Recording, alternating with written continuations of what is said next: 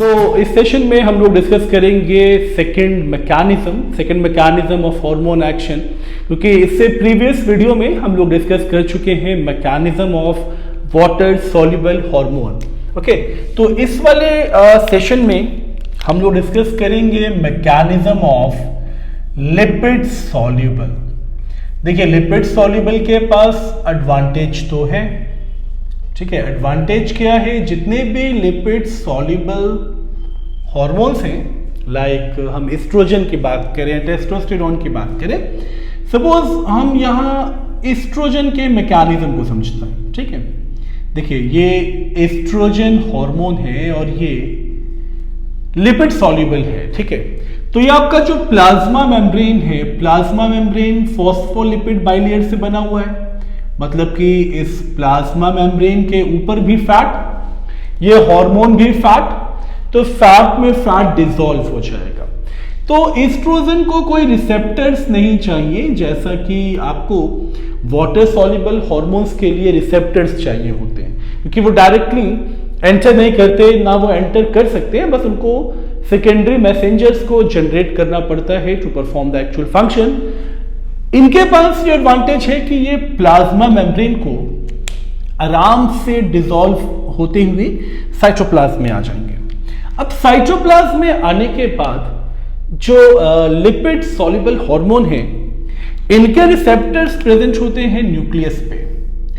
तो न्यूक्लियस पे यहां मान लेते हैं ये एक स्पेसिफिक न्यूक्लियर रिसेप्टर्स हैं, और इसको स्पेसिफिक इसलिए बोला जाता है बिकॉज जितने भी हार्मोन्स न्यूक्लियस में एंटर करते हैं, सबके रिसेप्टर्स भी स्पेसिफिक हैं। यानी एक एस्ट्रोजन का अलग होगा, प्रोजेस्टेरॉन का अलग है, टेस्टोस्टेरोन का अलग है, तो सबके लिए ये अलग अलग रिसेप्टर्स होते हैं। तो इसीलिए इसको बोला जाता है specific nuclear hormone receptors.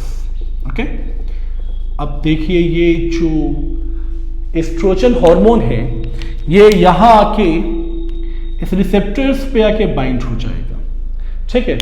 Bind होने के बाद, क्योंकि न्यूक्लियर मेम्ब्रेन का भी सेम कंपोजिशन, यहां भी लिपिड बाइलेयर, तो इस पे भी कोई प्रॉब्लम नहीं है, ये डायरेक्टली अब अंदर आ जाएंगे, और अंदर आने के बाद ये स्पेसिफिक जीन से या स्पेसिफिक जीन रेगुलेटर से बाइंड हो जाएंगे। ये आपका डीएनए है, और ये स्पेसिफिक रेगुलेटरी जीन से बाइंड होने का मतलब समझ रहे हैं आप। ये जो एस्ट्रोजन हार्मोन है, ये मैं एक छोटा सा सेगमेंट कट करके यहाँ पे ये शो करूंगा कि ये, चलिए इसको भी रेड कर लेते हैं ताकि ये समझने में प्रॉब्लम ना आए। तो ये जो हार्मोन है वो यहाँ बाइंड हो जाएगा, ठीक है।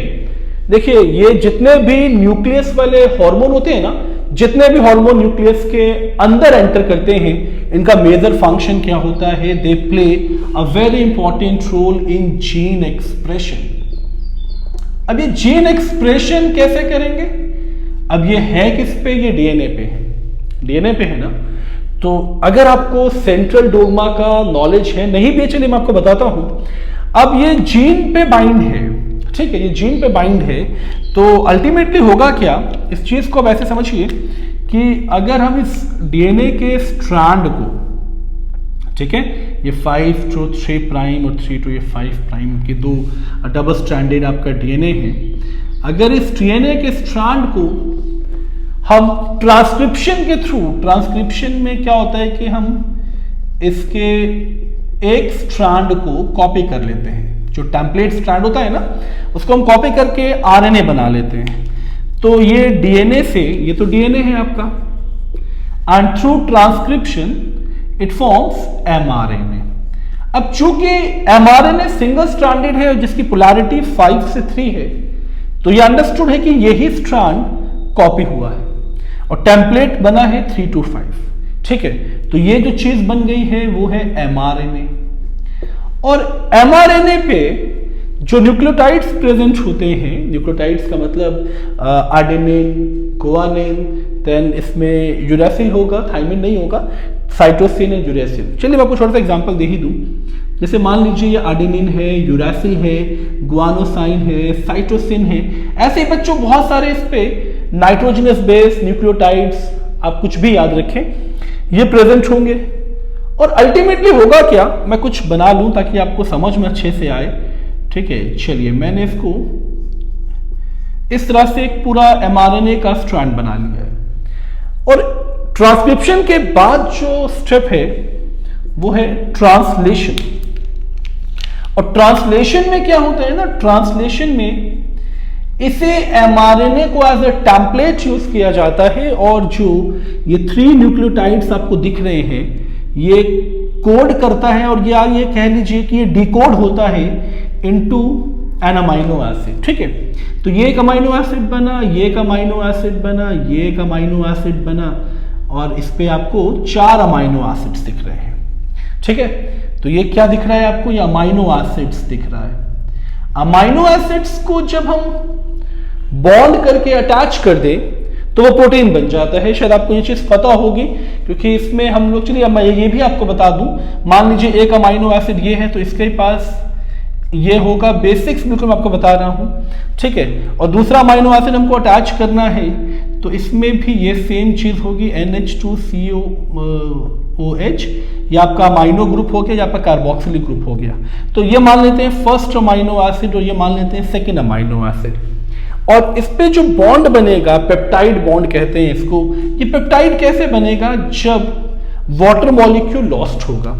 देखिए कैसे लॉस्ट होगा, यहां पे H का 2 मॉलिक्यूल है, एक मॉलिक्यूल हम हटा दें तो ये बचेगा H। ठीक है, 2 था, अब 1 हटा दिया मैंने, तो 1 मैंने बाहर कर दिया, बचा H। फिर इस H को भी हटा दें, देखिए ध्यान से देखिए, इस H को भी हटा दें तो H यहां पे कितने हो गए, 2। और एक O को भी अगर हम हटा दें, क्योंकि ये कार्बोक्सिलिक था ना, COOH, तो बचा क्या, ये सिर्फ CO बचा है, और एक O भी यहां से हमने हटा दिया, तो ये O आके इस पे ऐड हो गया। यानी वाटर मॉलिक्यूल लॉस्ट हुआ है। वाटर मॉलिक्यूल लॉस्ट होने के बाद बचा क्या है आपका, CONH, और इसी को बोलते हैं पेप्टाइड। ठीक है, बहुत बेसिक्स में बता रहा हूं, बहुत केमिस्ट्री में आपको यहाँ पे नहीं लेके जा रहा हूं मैं, क्योंकि हम मैकेनिज्म हार्मोन एक्शन का देख रहे हैं। तो ये जो प्रोटीन बनता है ना, इस अमाइनो एसिड के पेप्टाइड बॉन्ड के लिंकेज की वजह से, इसी प्रोटीन को जीन का एक्सप्रेशन बोलते हैं। ठीक है, और ये वही प्रोटीन होगा जो इस जीन पे या इस हार्मोन के बाइंड करने की वजह से इस जीन पे जो ऑल्टरेशन हुआ, यानी ये मान लीजिए हार्मोन है एस्ट्रोजन, और ये एस्ट्रोजन यहाँ पे एज ए टेम्पलेट आया, और यही एस्ट्रोजन यहाँ पे mRNA पे कोड फॉर्म में आया, फिर यही प्रोटीन बना, यानी एस्ट्रोजन की ये कॉपी बन गई। तो इस तरह से आपके हार्मोन्स के एक्शंस परफॉर्म होते हैं, वाटर सॉल्युबल का अलग और लिपिड सॉल्युबल का अलग। और ये आई होप आपको बहुत इजी लग रहा होगा, बिकॉज इसमें मैकेनिज्म में ज़्यादा कॉम्प्लेक्सिटी नहीं है। सिर्फ आपको याद ये रखना है कि ये लिपिड को डिसॉल्व करते हुए, सेल मेम्ब्रेन को डिसॉल्व होते हुए ये न्यूक्लियर मेम्ब्रेन के रिसेप्टर्स पे, जो कि स्पेसिफिक रिसेप्टर्स होते हैं, इसके थ्रू एंटर करके स्पेसिफिक जीन पे बाइंड होके ट्रांसक्रिप्शन को प्रमोट करके, फिर लेटर ट्रांसलेशन को प्रमोट करके प्रोटीन में कन्वर्ट हो जाते हैं। This is the actual mechanism of lipid soluble hormone. तो आई होप ये सेशन आपको समझ में आया है। अगर ये छोटा सा टॉपिक जो कि बहुत इंपॉर्टेंट है to understand the mechanism of hormone action, तो इस वीडियो को अपना प्यार दें, लाइक बटन प्रेस करें एंड कमेंट सेक्शन में मेंशन करें कि अगर आपको किसी भी टॉपिक में 11th के किसी भी टॉपिक में अगर आपको डिफिकल्टी है तो मैं जल्द ही उस पर अपनी एक वीडियो लेके आऊँ। ठीक है, thank you so much guys for giving your time.